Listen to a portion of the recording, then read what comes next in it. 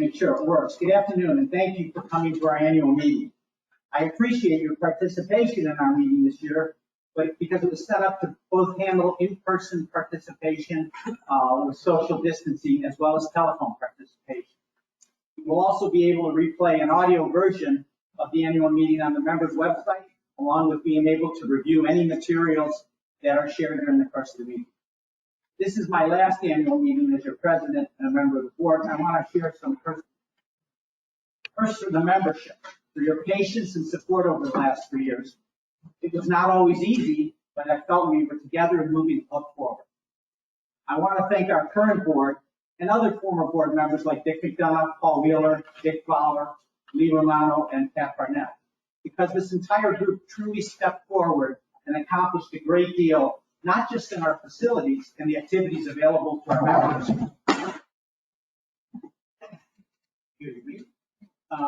The activities available to our members, but in the very important things you don't always hear or see, like the new effective bylaws, the modern and more realistic club rules, improved ways of working, including a collaborative attitude to discuss, debate, and to agree on a practical way forward at the board level, a new and effective nominating committee process, and for working together to make the club safe for all of us during this historical period of social change.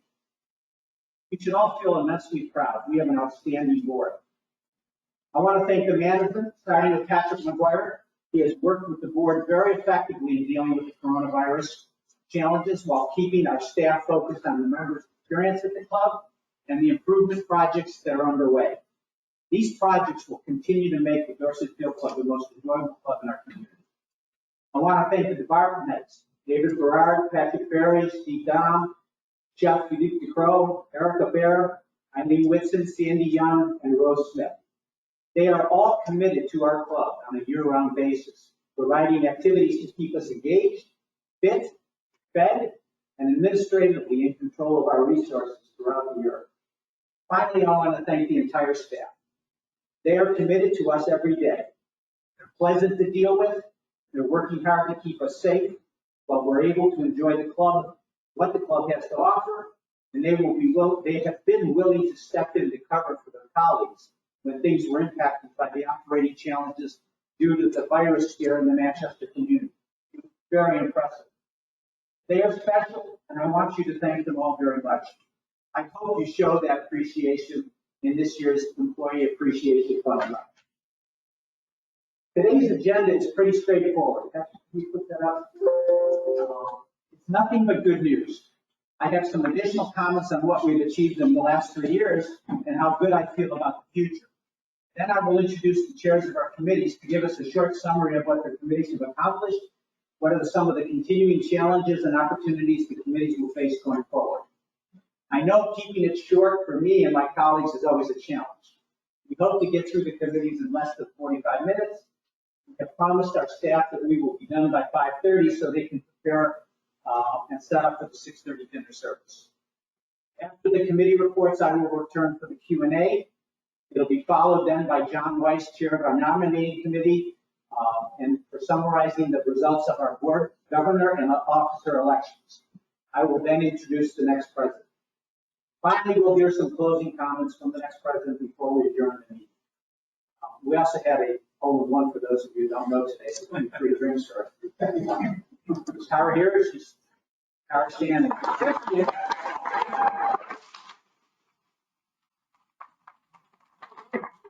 those of you who dream about it, she did it on hole-in-12.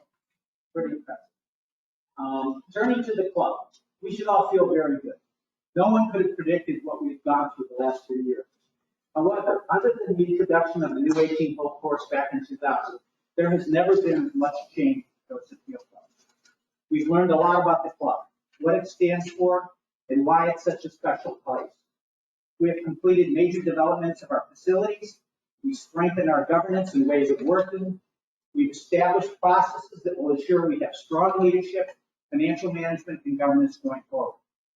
We have made the Dorset Field Club one of and even possibly the most attractive private year-round club in Vermont. We have strengthened our financial processes, our financial position, and our financial flexibility to support whatever we decide to do. We'll hear more about that from our treasurer, Jeff Lynch. We have grown and enriched the membership of the club, especially with younger members and families. Megan Torn will summarize that for you with her comments. Megan has also made a significant personal investment this year in helping the club strengthen and clarify the Dorset Field Club rules as part of our improved governance. We have set a path for continuous improvement in the club's facilities, especially our beautiful golf course. We have a master plan. Mike Spence will highlight what's happening with the master plan this year. We will continue to consider it in our plans, and we will fine tune it each year, but only commit to what makes sense and what we can afford. This continuous improvement, what makes sense, will be what makes sense to the club and what we can afford. Continuous improvement will also help us sustain the interest in our club going forward and enhance the member experience without any assessments to our members. Golf and rackets usage has increased even with this year's challenges. Our offerings to the members will continue to grow. Our camp was canceled this year, but the junior programs and our clinics were at exciting levels. Keith Conline and Joe McVicker will share with you the results of those groups with golf and rackets respectively. Though we have not been able to leverage the talents of our new house team of Philippe and Erica due to the mandated restrictions, we are very grateful of how they've helped us adapt and respond to the particular challenges in providing a dining experience for this year. Dory could not be with us today, but she is on the phone because of the quarantine requirements. But Barbara will down to highlight Dory's comments and speak to you about some of the physical changes that you probably haven't even noticed in the course of her comments. Mike Spence will return briefly and give us an update on our croquet efforts. Finally, we have improved the way we communicate with you all.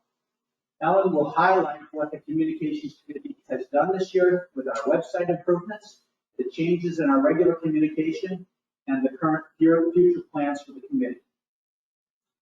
Not everything has gone the way we had hoped. We thought we would have a good solution to our parking challenges this year, but we recently determined that it was not going to work out. Unfortunately, it was a combination of getting alignment of the different parties, some challenges with the town permitting, concerns about from some of our neighbors, and just getting the right deal for all the parties involved. The club and the board will continue to work on a solution for parking in the future.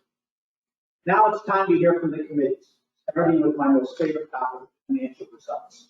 And then followed in order as we discussed the comments and identified in the agenda above. I will come back for the Q&A and then introduce John Weiss.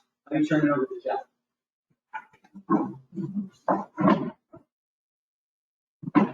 Try this once more, Jeff.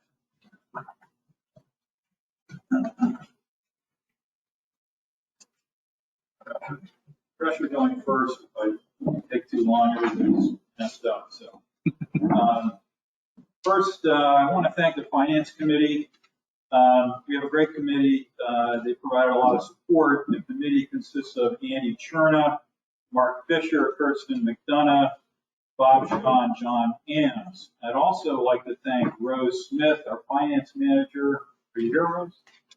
There she is. She does a fantastic job, as well as, and so does Sandy Young, our office manager, who has the really fun job of membership receivables. So, and I would say that if you haven't signed up for the automatic month-end payment, I would ask you to do that. You don't have to write a check. You can just have your bank account charged. At the end of the month, you get the full benefit of the billing period, and you can see your electronic statement in the meantime. So take advantage of that. So let's see. Slide 3. 2019 actuals, a couple of comments. You see a nice trend on dues, up 7%, and that's because of increased membership levels and a 4% dues increase. Total operating revenues, non-dues operating revs were up 10%, and that was really driven in 2019 by higher house revenues. Total operating expenses, not so great, up 10.5%, due largely to higher house expenses and to a lesser extent administrative expenses, We had several non-recurring admin expenses, which consisted of consulting fees falling under golf course master plan, IT, executive hiring, and then to a lesser extent, some residual legal bills relating to the driving range. So if you back those out, our operating surplus, which was well below budget, would have approached and largely equaled the 2018 number. Still a little short of satisfactory. House revenues, as you can see, were up pretty significantly. We had a record number of covers, but the subsidy was short of budget.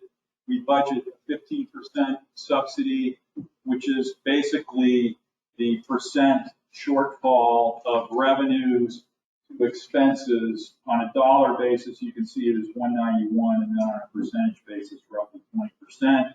The good news is that with our new leadership in house, we are running well above that in 2020, which you'll hear more about. So flipping to the next slide, Patrick. So before I talk about year-to-date results, as the pandemic became real to us, the board engaged with Patrick McGuire and went through a series of downside scenarios. We weren't sure when the club would be able to open, if at all, but we knew that we had to address the expense side to make certain, no matter when the club opened, that we would operate at least to break even. So Patrick did a great job working with his department heads. He came up with a downside scenario that basically called for 50% of our non-dues operating revenue level. So if we were down 50% on that roughly $1.1 million, what would we have to do on the expense side to at least break even and even have a small surplus?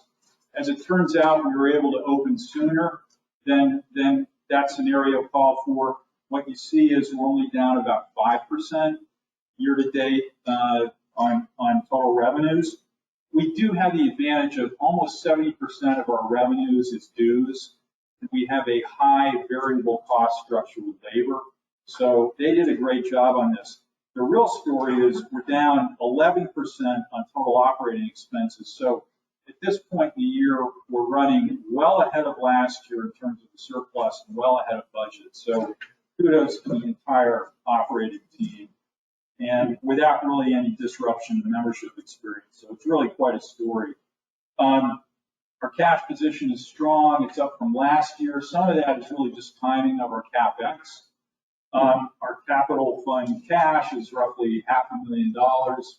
We spent about little over $100,000 of our budget year to date. We have about $300,000 to go because of some of it is being deferred in the next year. So we're in a great position. Our debt continues to amortize down. We're about $600,000 in total outstandings. Our accounting firm, which specializes in our industry, provides us with a comp set of data that represents about 30 clubs in New England. About 90% of those clubs carry debt on their balance sheet. We are at the very bottom of those clubs in terms of absolute dollar amount of debt and all the metrics that spill from that. The average borrowing of those clubs is about $4 million. It represents about $7,000 per member. We're at about $1,200 per member. So people should feel good about, even though we have debt, that it's very modest. Flipping to the last slide. So a couple of comments. Last winter, the board went through a long-term capital planning exercise. We ran various projections. Out of that exercise, we determined what our capital funding requirements would be. And that, in conjunction with the pandemic, made it clear to us that we needed to refinance our existing bank facility with the following goals: increase the unused capacity of it, extend the tenor, improve the flexibility, and even reduce the rate. We closed on that refinancing in July with Bank of Bennington. And I think we achieved all those goals. We have $1 million facility now, a new 10-year fully amortizing term. We have, it's really a delayed draw term loan. We have the ability to draw an additional $425,000 at any time over the next 2 years. We reduced the rate to 3.625%, and we were able to extend this working capital revolver we have of $150,000 out 2 years. So all in all, people should feel very good about our financial position and our liquidity. With that, I will turn it over to you.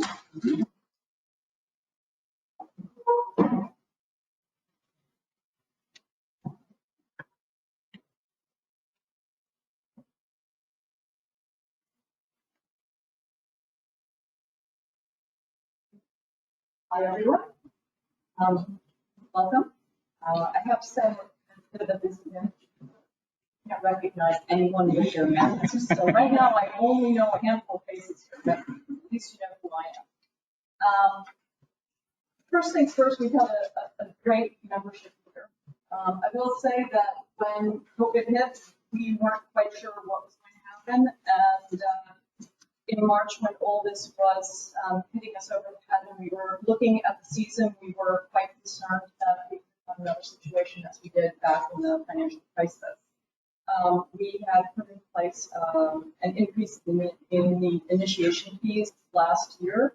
It had not yet been actually used by any of the new members because no one was in that position yet, and we made the decision when this first happened that we should just pause, not knowing where people were going to be, if they were going to lose their jobs, all of their extra income. So we decided to just put that on pause. We do have a membership meeting coming up on Wednesday, and we are going to be discussing what that will look like going forward.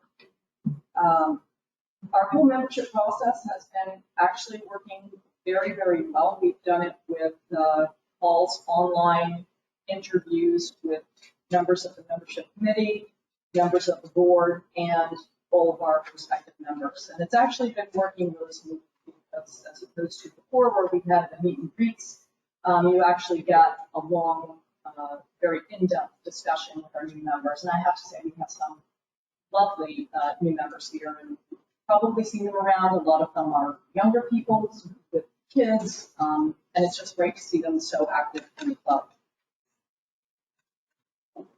And now I have to do the first thing that I forgot to do last year.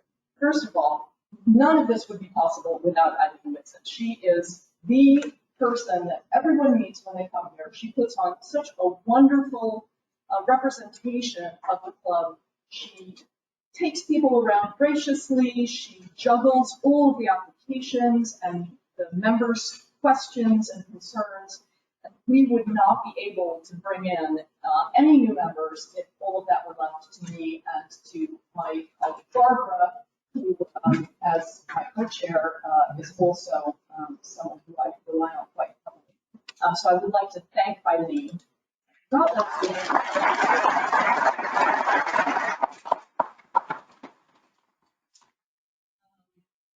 So there's some things that come up in the membership committee you might not be aware of. There are little rules. There are always exceptions and issues that everyone has that we have to address. One of the things that we did decide this year is that junior members who are engaged may add their fiancé to the membership. Sounds like a silly thing, but all of a sudden we had some members, weddings got put off for a year, and if we didn't have that in our rules and we didn't make room for it, then their fiancé would actually have to be treated as a guest and would be allowed to come twice a year. So we decided that no one would actually get engaged, just be able to club. So far we've not been pretty small. The other thing I did do, which Dr. mentioned, I'm going to just talk about that for a minute, is our rules had not been given a general overhaul in a long time. So what you actually found when you went through is there was repetition, there were things that didn't make sense. So my job was essentially trying to organize it, make it readable and more understandable so that when you go through it, you'll actually be able to figure figure out where things are, and what the rule is. Doesn't mean we won't still get questions on it, but most of what I did was just reorganization. We did update the dress code, and that is, like all dress codes, always an issue, but we're working with it, and hopefully as we go forward, we'll be able to address any concerns anyone has about that. The second thing that came up when we were doing this, because we had just redone the bylaws, was that there had been specific language that was added into the bylaws that we discovered as we were, oftentimes when we have a new member come in, they come in during part of the year, we have to figure out how to prorate the dues that they're going to pay. We have had several rule of thumbs going forward, and we suddenly realized was that in the overall draft, pre-draft of the bylaws, there was language included there which didn't actually match what we were doing, and also something that we might need discretion with depending on what time of year people are actually entering the club. So we have, as you may know, taken the specific language and we're going to be moving that into the rules. That way, the board can use their discretion and adjust that as befitting. With the bylaws, you have to have a vote every year, and we do that once a year, and so it makes it very difficult. So that is the language that you saw in the election package. Other than that, I think that we were all very surprised to see that there were so many people in Vermont for the entire summer. And all of these people wanted to be at the club and using the club. So say is this, the club is definitely getting more use, I think, than it has in quite some time. And we are anticipating that that is a side effect of the pandemic. And when people actually that will ease up. But the membership committee is going to be discussing on Wednesday the issue of perhaps putting in a temporary wait list just to help just the crowded conditions, parking, golfing, all of those things. So we're going to be discussing what that might look like and whether it's going to go to. Right now, the membership classes that have a wait list are rapids. House and sport you can downgrade to. So the categories that are open are all privileged, non-resident.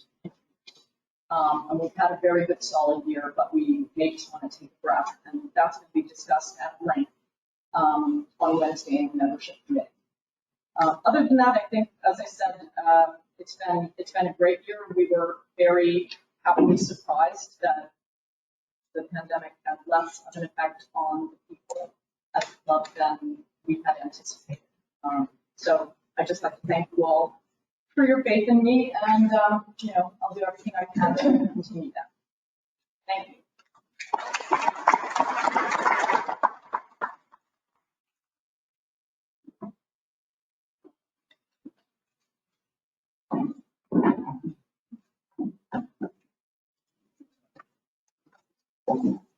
My best prop is where we're sitting and what you can see outside as a testimony to the fact that the buildings ground green committee is successful, and thanks to David Berard and his crew, makes this one of the most incredibly positive and beautiful places in the state of Vermont.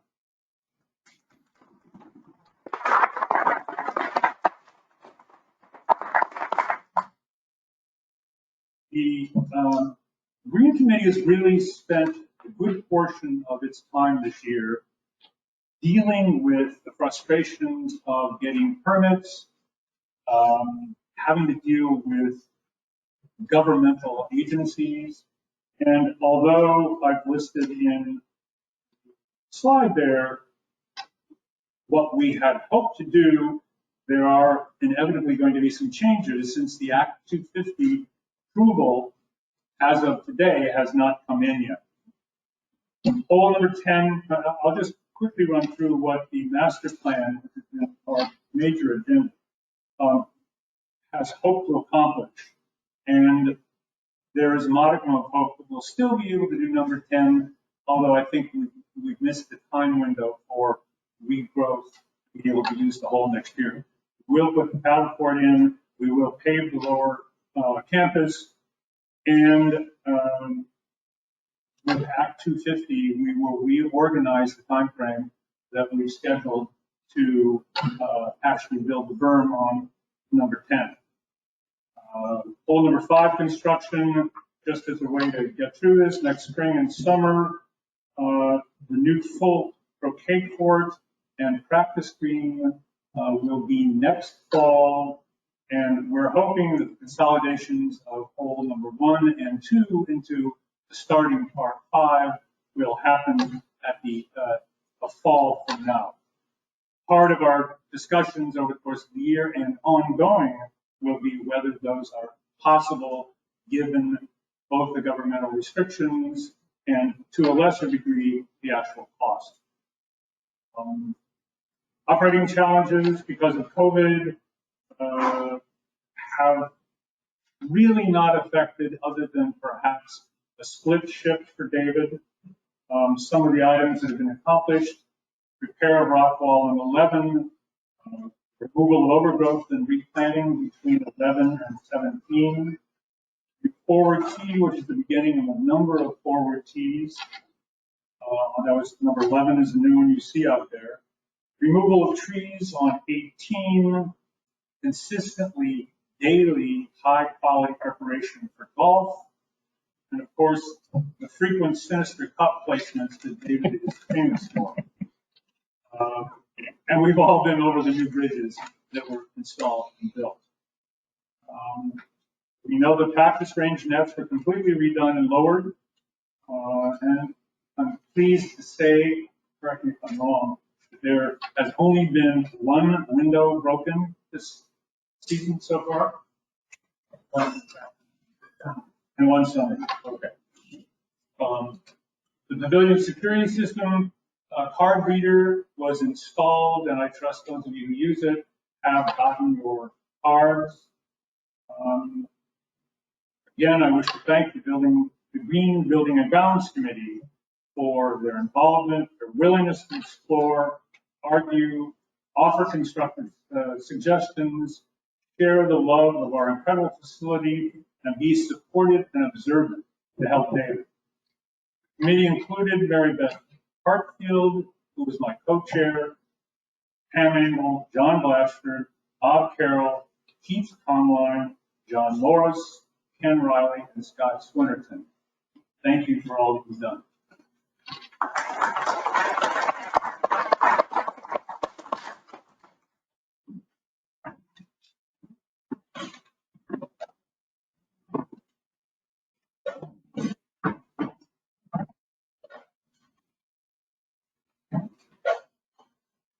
Good afternoon.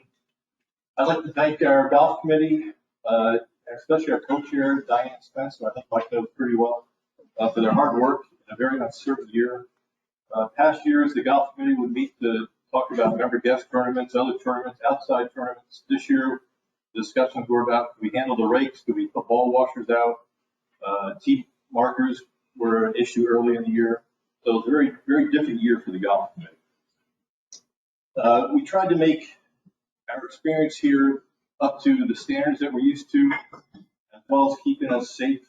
Again, our experience was from other golf clubs to our all of our chairs on the committee, what we could do, and also Google at times, whether we could touch things on the golf course. Very difficult year for us. Patrick Berry certainly and his staff did a fantastic job getting all this together. And it was actually their staff who kept coming up with ideas that they could do more if we wanted them to. And that was very helpful. And then they implemented those changes. Very, very helpful staff.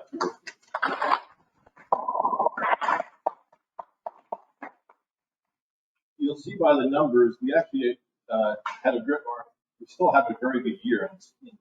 In spite of opening up 3 weeks late, not being able to allow guests for a good deal of the beginning of the season. So we've, again, because of Patrick Berry's staff also, we've been able to get people out on the golf course. first started with 15-minute tee times early, now to 12. This again has limited our play, which it again doesn't show up in the numbers, but if you try to book a tee time at 4 o'clock in the afternoon, 5 o'clock in the afternoon, past years that was hard to do or easy to do. This year, it's hard to get out the golf course.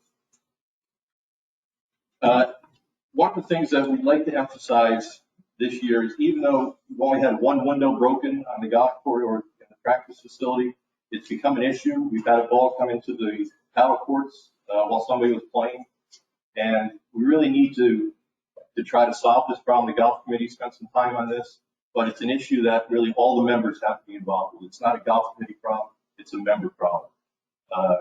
We're trying to come up with some solutions. Probably won't happen until our next board meeting, but there'll be some changes on the golf range, which we really need to be safe down there. It's become a big problem. Just briefly, we can go through some of the numbers. Our total rounds to date are up 12% from last year, big number. You can see, especially if you come out here at 5 o'clock at night and see how many people are going off the blue tees. It's really an amazing thing compared to the past years, how active this place is. Guest rounds are down, again, because we are limited to how many guests we could have on the golf course. The other thing that we did as golf committee is we changed the nines from starting on the front nine to starting on the back nine 3 days a week. We started seeing a lot of play on the, especially the second tee box. A lot of divots were being used, and we found a lot of people never even got to the back nine. We have 43% of our members only played 9 holes.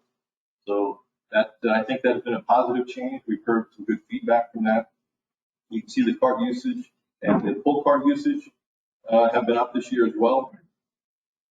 The other interesting thing is that we've had 626 different members play the golf course. And considering we only have about 300 golf members, that's quite a number. I thought that was something that needs to be emphasized. Normally we have a few events. We have a couple outside events during the course of the year, which we could not have this year. We've canceled our member guests. We're trying to add another, we have had another member tournament to replace that. So the number of events, while they've been down, they've been very well. We've had good participation in all of those events. The one event we did have was the Vermont Women's Dam, which was a very successful event where we had one of our members, Julia DeFran, finish second in a playoff. Very exciting.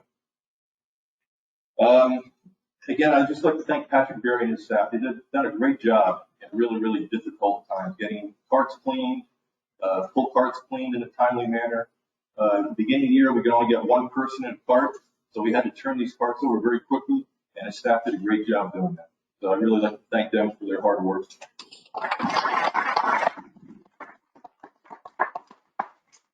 And then turn it over to another late sport I have with Joe's.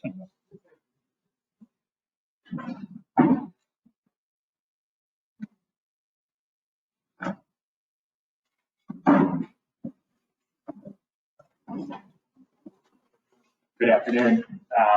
It's been quite a year for everybody at the Dorset Field Club.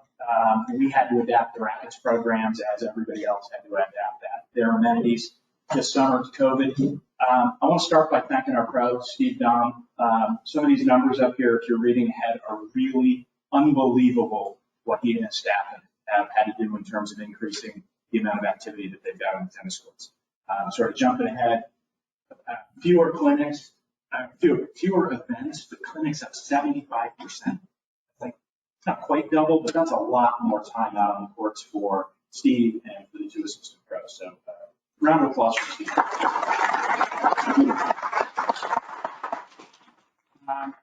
I also want to thank our 2 subcommittees in rackets. Rackets is a big amenity because it's got 2 entirely different seasons. So there was a paddle subcommittee that met all winter, and then there was a tennis subcommittee that met during the summer. Mary Rita was great on the paddle committee. She made that run smoothly right up until March when it stopped.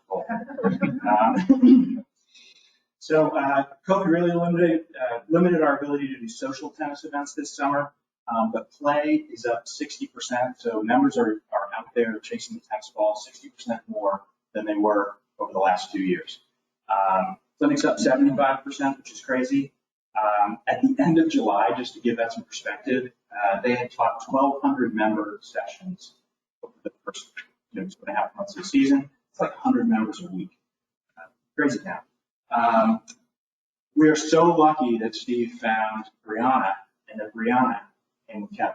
Like when we were talking about this, trying to figure out what we were going to do this season, we didn't know what COVID was going to be. Like maybe we didn't need assistant pros, and then we wound up with Elise and Antonio trapped in Europe.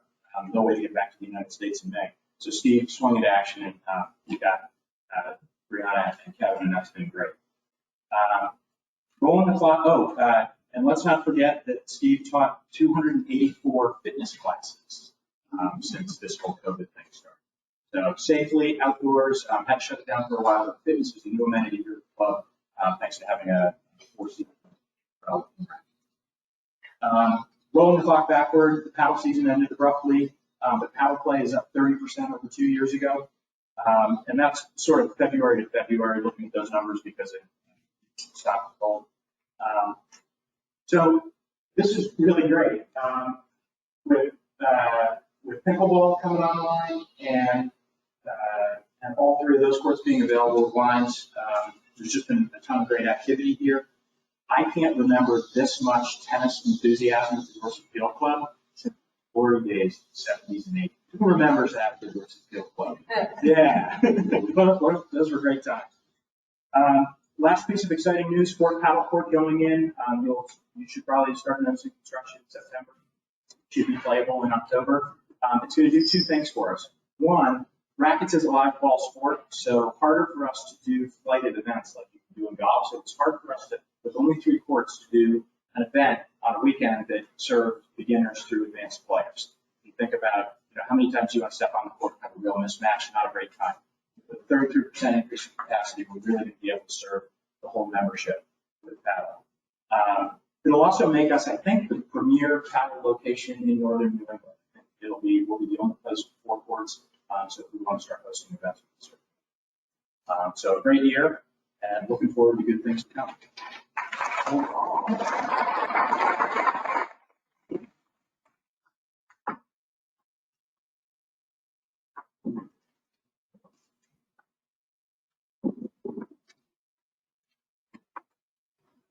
Afternoon, I'm Barbara O'Donnell, and I'm actually here with the team.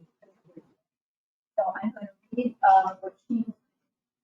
First, I want to really thank everybody, staff, Patrick McGuire, and Chris, our bartender, everybody. This has been really a hard year for them, and I think it's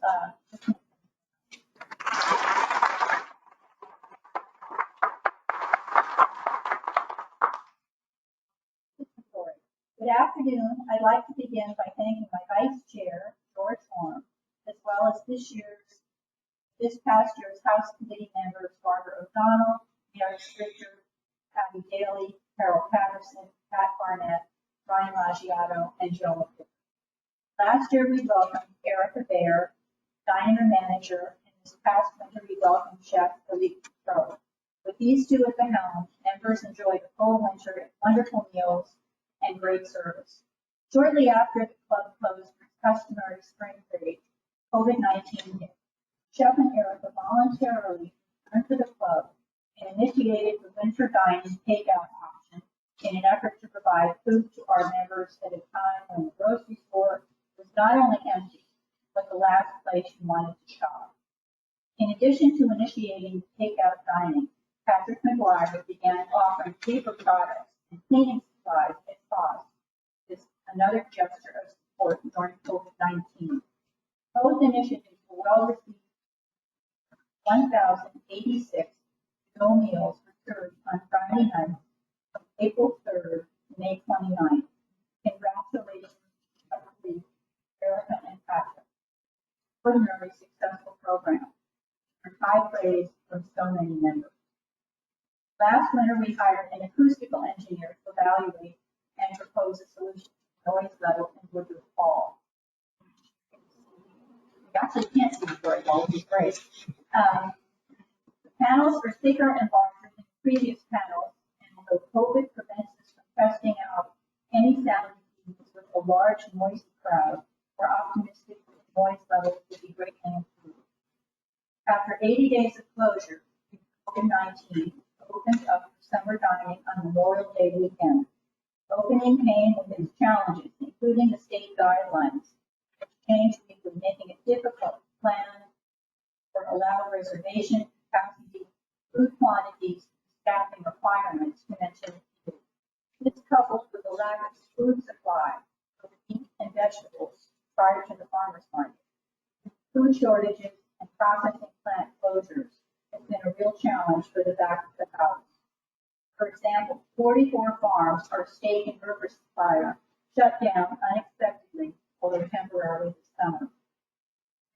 Despite these challenges and the fact we've been unable to hold some of our favorite signature summer events, such as opening cocktail party, wine board picnic, and lobster date, total food and beverage sales August 31st totaled $351,000 as compared to $326,000 in 2019. The dining survey has proven to be a helpful tool in determining where there is a need for improvement and change. In fact, members' comments and constructive feedback led to the development of Thursday night's farm to table theme, replacing last year's Italian night. Thursday's farm to table night has been particularly popular. Farm to table sales, despite half capacity, averaged $4,000 a night compared to last summer's Italian night, which averaged approximately $2,400. Another popular new member amenity this summer is KFC Food Card, which we purchased as another way to provide lunch, snacks, and beverage options for members. Many members see it as a welcome alternative to the grab-and-go station, seeking the casualty of COVID-19 this year. This card, with Meal at Home, has been well received, so much so that we continually increase the number of days and hours that the card is on the tours. Unfortunately, COVID-19 forced us to cancel our children's summer camp program. Didn't stop the kids from participating in the youth golf and tennis camps, which has been very busy this summer. Golf hosted 577 children, and it's 808 children. In addition, our fitness center participation has been steady despite the state regulations. Now I would like to talk to you about the propane.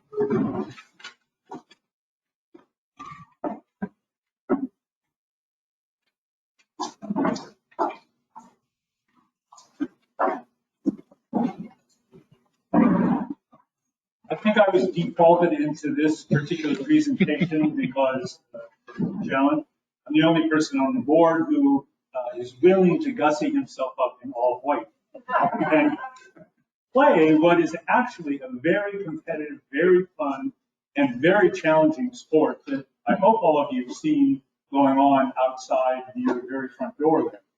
The bullet points I won't go into, but I think you are aware of the fact that the spirit is high, the community of croquet players is remarkably active, and their level of hope and excitement for the new full-size regulation croquet court is unbridled.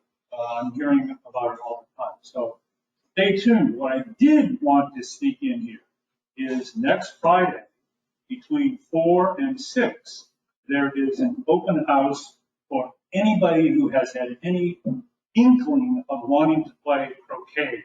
You don't have to dress in. There are mallets available, and there will be people who know what they're doing to actually help you figure out your grip, shots, and how to use the new court that's coming. So 4 to 6 next Friday, end of promotion. Thank you.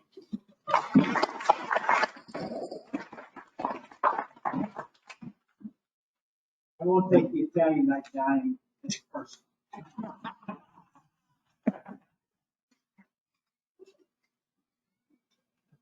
Hello, everybody. I'm Ellen Agris. I'm chair of the ad hoc communications committee. I'm introducing myself because I'm a relatively new member of the club, and many of you don't know me.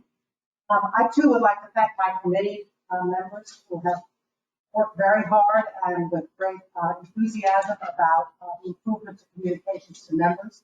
I'd also like to thank Patrick McGuire and our consultant, Holly Miranda, who spent a lot of time on our plan and on implementing our plan.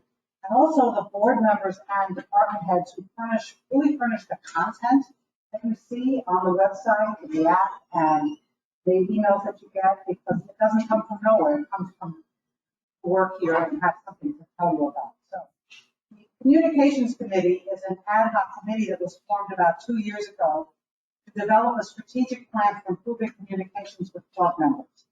We retained a consultant, Holly Miranda, about a year ago to help us finalize and implement the plan and to coordinate and manage communications on an ongoing basis. So I hope all members have noticed and have liked the improvements we have made under the plan so far. The first thing we looked at is our website and app. We made improvements to that. We changed the look and feel of the member website and the app so that it's easy to read, clear information is what you encounter first.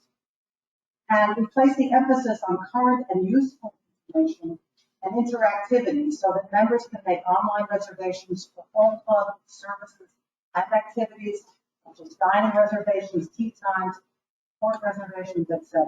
We also try to improve our regular communications with you. I'm sure you've noticed the bi-weekly get DFC Week and DFC Weekend. They're powered by the same philosophy. We want to provide current useful information. It's clear and easy to read, and interactivity that allows the user to sign up for services and activities through the links in the email. You've also received special announcements from our president, our general manager, and department heads, such as from the High Tech Pro, special events, tournaments, and things like that. We publish 3 newsletters a year. That's always been the case in the mail, and they're available on the website. And this year, you got a lot of COVID updates. For a period of time, they were on a weekly basis, as well as special ones when needed, and then they went to 2 weeks, and now I'm happy to say we're not getting those communications anymore. They're not needed anymore. But those were very important. I think that was surprised of what was going on at the club when COVID was really a big issue. So we're not done. We have plans for the future. We will continue with all of the current communications platforms and message types, hopefully not COVID, with new features and improvements when that makes sense. For example, within the last week or so, you should have gotten an email meeting the new members with their photos and where they come from, so that if you come to the club, you'll know who they are, say hello, and since we don't have the new member cocktail parties this year. We also started off our DFC week or weekend, I can't remember which, with a message from Patrick to the members. This is a way for the general manager to communicate with you about a couple of important things that might be going on in the club in a very timely way. Another project we plan for the future is to improve the public-facing website, the website that someone who is not a member of the club encounters, show off the club in the best possible way, visually and in terms of the information we provide to the public. So that's what we've accomplished in the next year, and I hope that we've made everybody happier than they used to be, and also that we can continue to improve our communications with members. Thank you.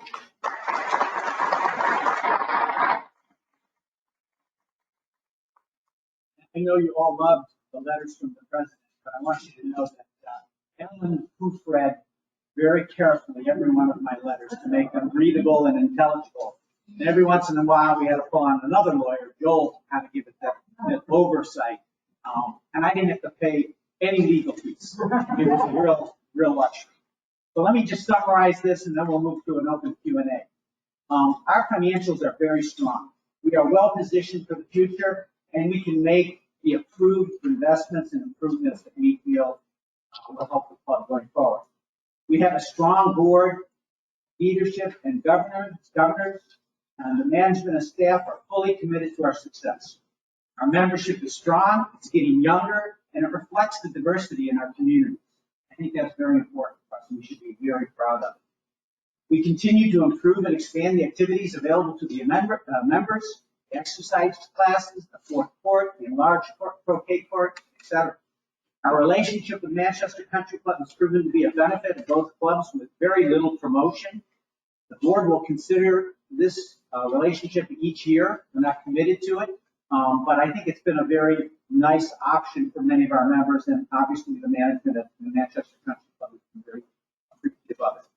And with a little bit of luck, we'll remain healthy for the rest of 2020. So now let me stop and open it up for questions. Patrick has a mic. This is portable.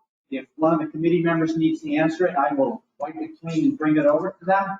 But we ask you to use the mic so the people on the phone and our recording of this meeting will pick up the questions. So, anybody have a question for me, the board, the department heads, our general manager? Yes. In the back. Question. Yes. You can take your mask off. A lot of us don't have computers anymore, so this is directed to your efforts.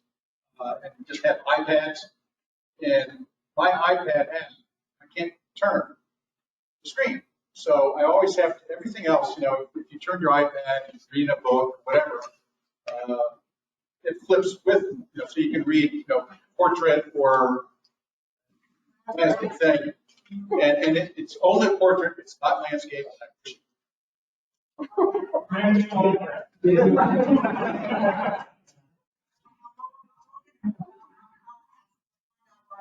Thank you.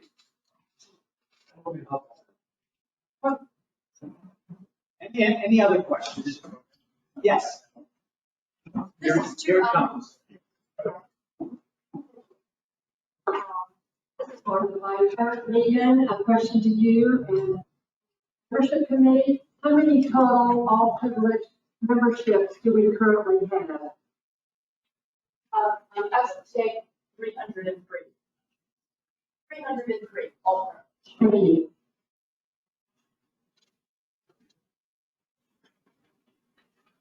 Any other questions?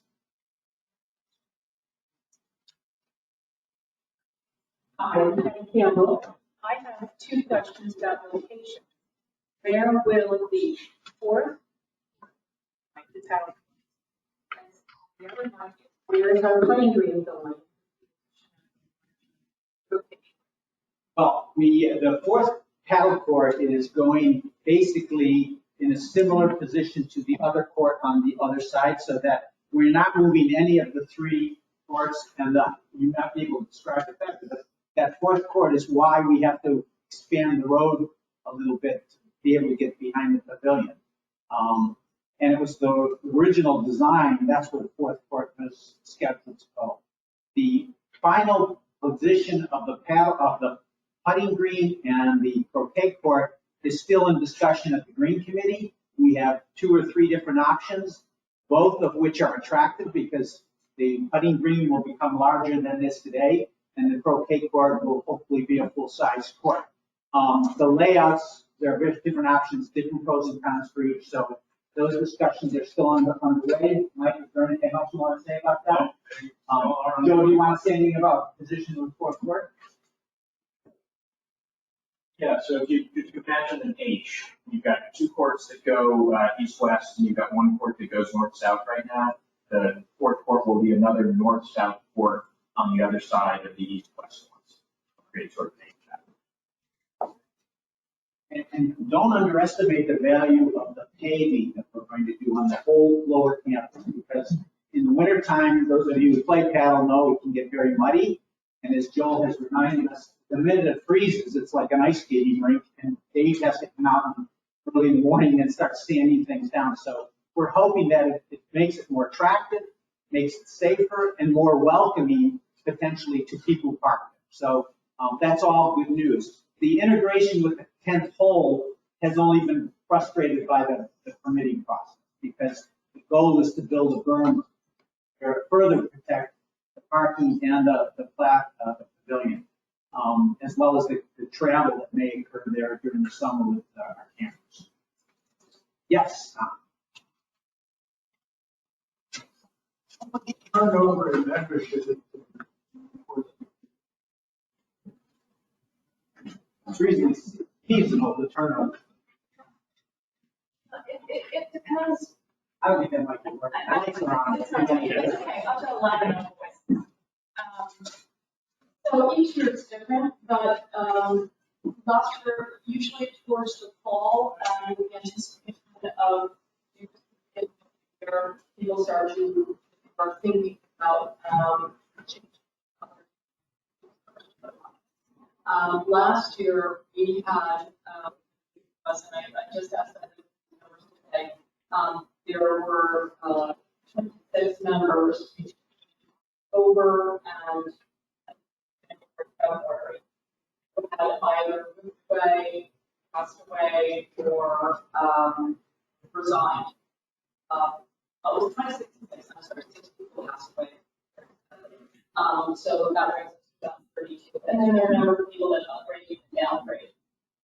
Also, between March and August of this year, we had a total of members.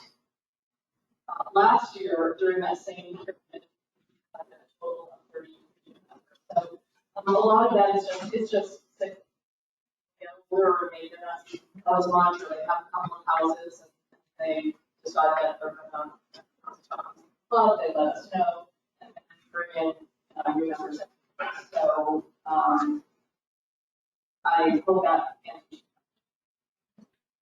It's about 3 to 5% of our total membership on average each year. Basically, last several years, 4 or 5 years, plus. And the good news is, I'm sorry, the good news is that a lot of the people we're replacing them with are younger and families. So,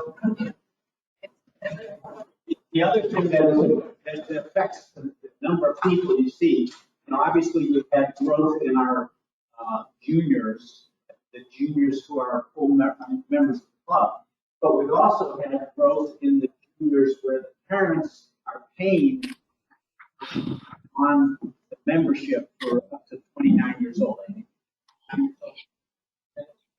That's gone up by 16, by 14 this past year. So there's a lot of additional people because of COVID here and spending more time here. So it does appear to be growing. The other real amazing thing, other than from 18, 19, for the last 5, 6 years, we lose $50,000 to $80,000 in dues revenue during the churning in January and February.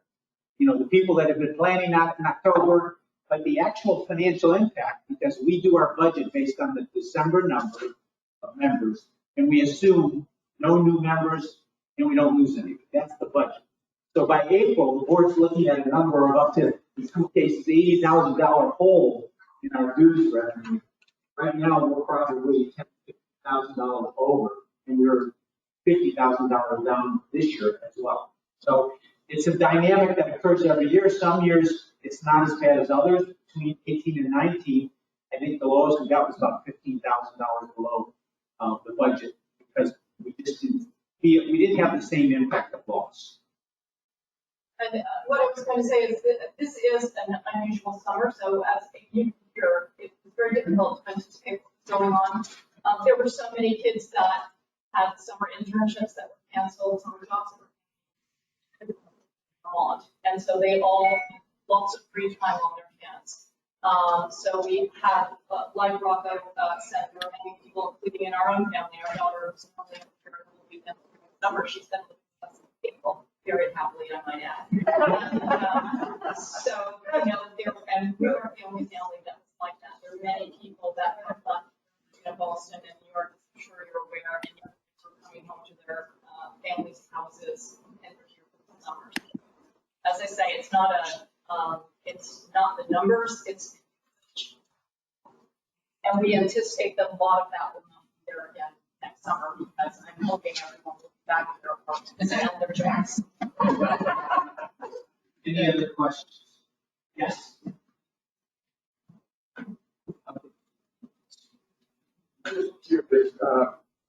Expansion of the croquet court in any way going to jeopardize that tree that's out of What trees? No, it won't. Very best, shout out the answer as well. Any other questions? Yes, Joe? For comment, I thought the presentations by the committee heads were terrific, and in particular, I thought the House Committee.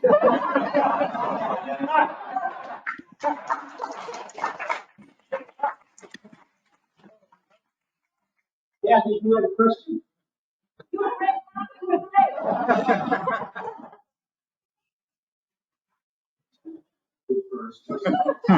Any other questions? Before we go to John Weiss, I want to just thank Patrick. I don't want to combine it with the department heads. I don't want to combine it with the staff.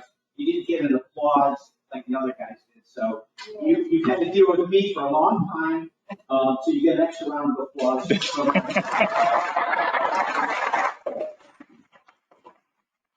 There you go.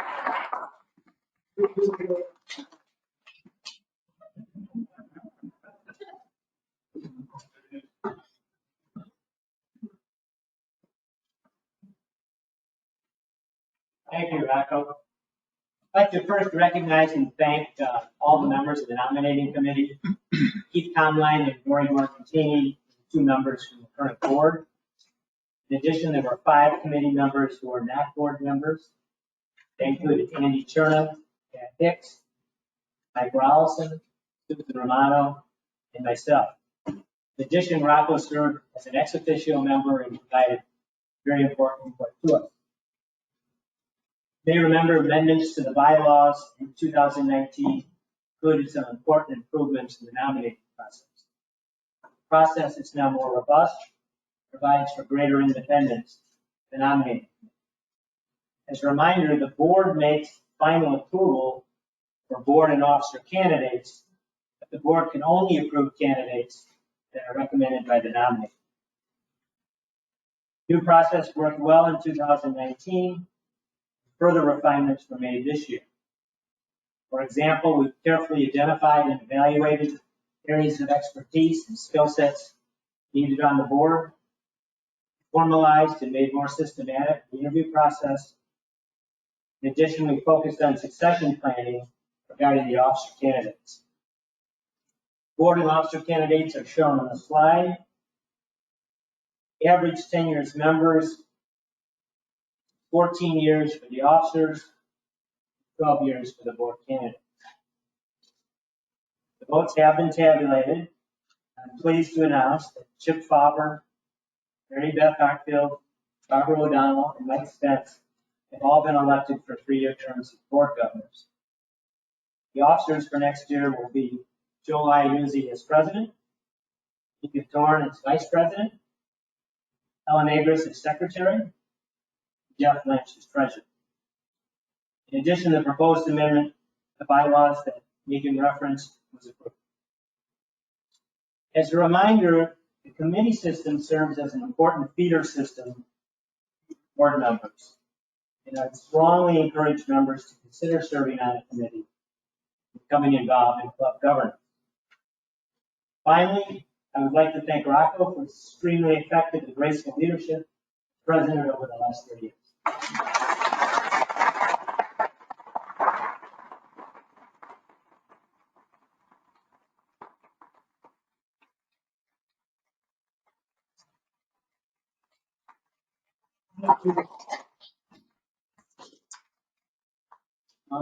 It's important that we also thank Mary Rita for her service. She's completing her first year.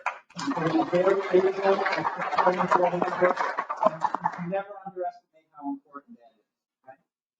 Now, let me have the opportunity to bring Joel Iannuzzi to the floor. I've worked with Joel on the board for the past 5 years. I can say that no one has been more actively involved in guiding this club through some exceedingly difficult times. His personal support throughout the period dealing with the driving range issues was a tremendous benefit to our club, to me personally. He was a true wartime consigliere in the transition to a new collaborative board. He was instrumental in leading the rewrite of the bylaws and managing a half a dozen or more lawyers to a successful conclusion. He has 3 lawyers in his office, of course, so that'll be interesting going forward. He was always available to review our documents, provide a different perspective while maintaining a full legal workload on his own.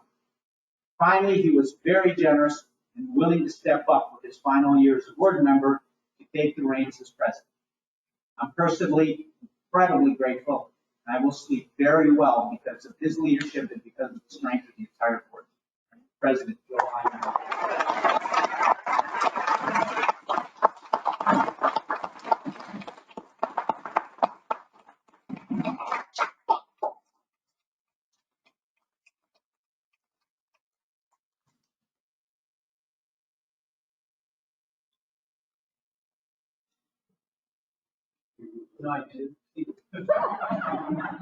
Already. No, I'm already.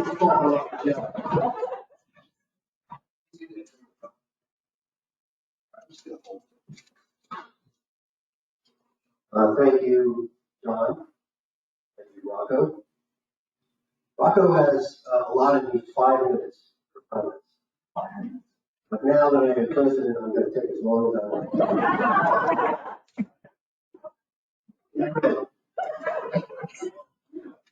Of course, I have to say that I'm honored and humbled to be chosen president of this most wonderful and historic club. Just before the meeting today, I walked through the Hall of Presidents and took note of all the DFC presidents who have served before me over the past 134 years. It's really awe-inspiring that I assume this position with a deep sense of appreciation for the service of all those individuals who have served before me. My first order of business here is to thank and recognize a bunch of people. I know that this is, some of this has been said already, but I think it's important to make sure that we firmly recognize these people. First of all the members who voted and joined the meeting today, either live or over the phone. We really appreciate your participation in this process. And to all the people who have wished me good luck in this new position over the last couple of weeks, I want to thank all those members. Secondly, I would like to thank Erica Farrer, our dining room manager. She's managed the front of the house staff with skill and patience in a very difficult season. Thank you, Erica.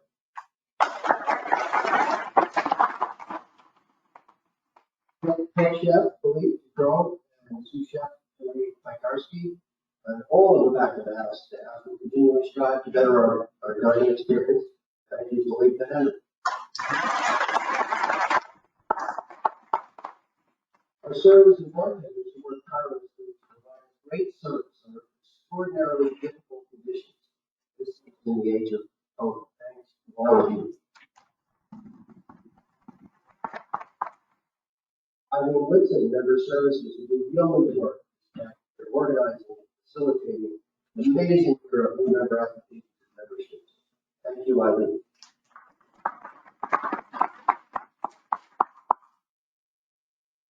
Andy Young, our office manager, and Rose Smith, our finance manager, continually handle the business operations of this club with skill and grace. Thank you. And Gary and his golf staff who effortlessly guided us through a very difficult year in our golf program. Even in the midst of temporary pro shop shutdown, volunteered to fill bags for members. Thank you, Patrick and Seth.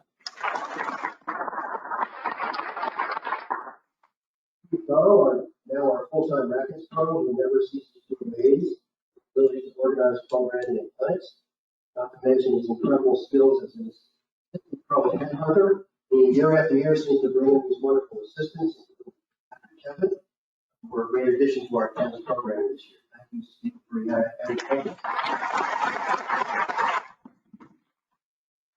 David Berard and his group, who closely maintain our golf course. Hard to overstate David's ability to take on every new project he is assigned and manage his group to success. Really grateful for his dedication to the club. Thank you, David.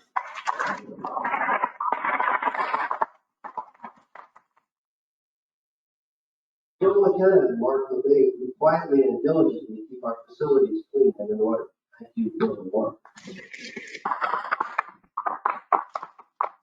Flo Martell, our housekeeper for 20 plus years. She retired in March due to COVID, and we wish her well. Thank you, Flo.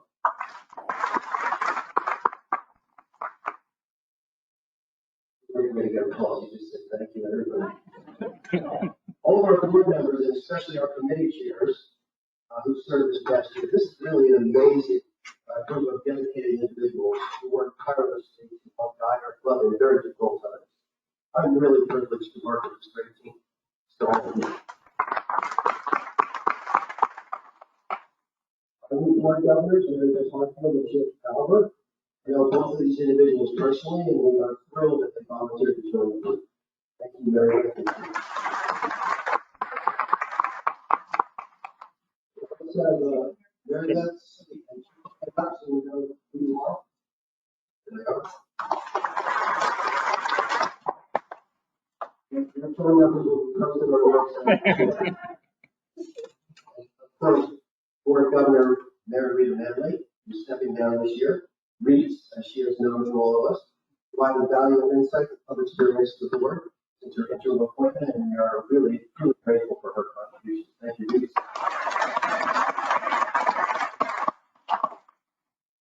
All of our members who served on committees this past year, committees are the lifeblood of any club, and their contributions are part of the never-ending effort to improve member experience. Thank you to all of you, and don't forget to turn in your statement of interest to join a committee for the upcoming season. They are due on Tuesday. A special thanks to Ellen Agrest and the inspiring communications committee, that's the committee, not Ellen. Who took on the difficult task of improving member communications and put in place a program that will serve us well going forward. Thank you so much.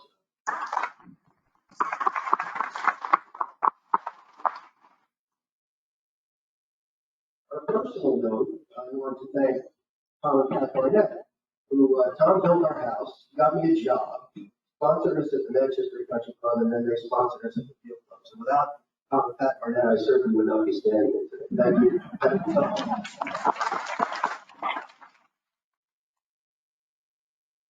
On a personal note, on that personal note, I would thank my wife. She rolled her eyes when I was running for the board 5 years ago. She shook her head when I ran for vice president for the past 4 years. Signing up for mental health services issue. I was nominated for president. And yet, despite it all, she still supports me.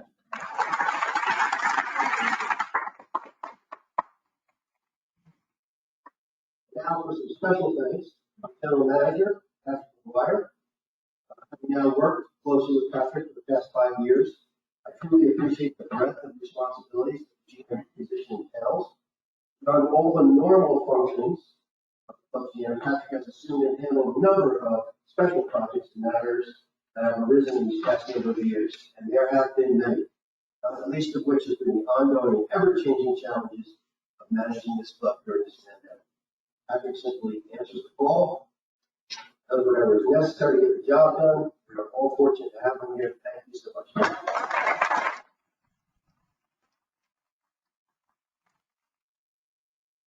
Finally, our outgoing president. It's difficult to overstate the contribution that Rocco has made to our club in his 6 years on the board, including 3 years as treasurer and 3 years as president. Starting as treasurer, he revamped the accounting procedures, reporting and protocols that raised the level of professionalism of our business operation. And taking over as president, got us to significant internal board difficulties, I like to refer to the Irish folks as troubles. He engineered the successful comeback of this board. This achievement is something we will all agree. Raising transparency to a level probably never seen before at the field. Sheer number of letters to the members who participated as president, amazing testament, dedication. We are members informed and up to date on all matters PFC. And finally, at a personal level, being a friend and mentor to me the past 3 years as vice president, his counsel and actions have helped me understand the intricacies of business. I only hope that I come up to the high standards he has set for me and all future board presidents. All right.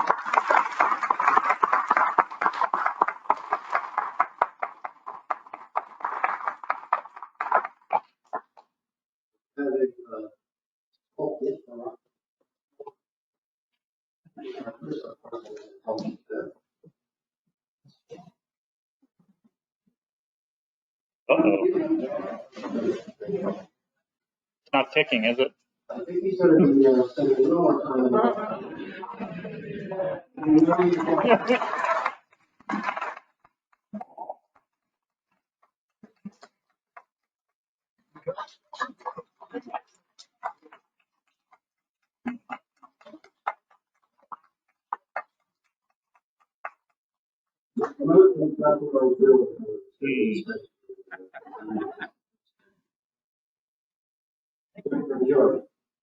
Okay.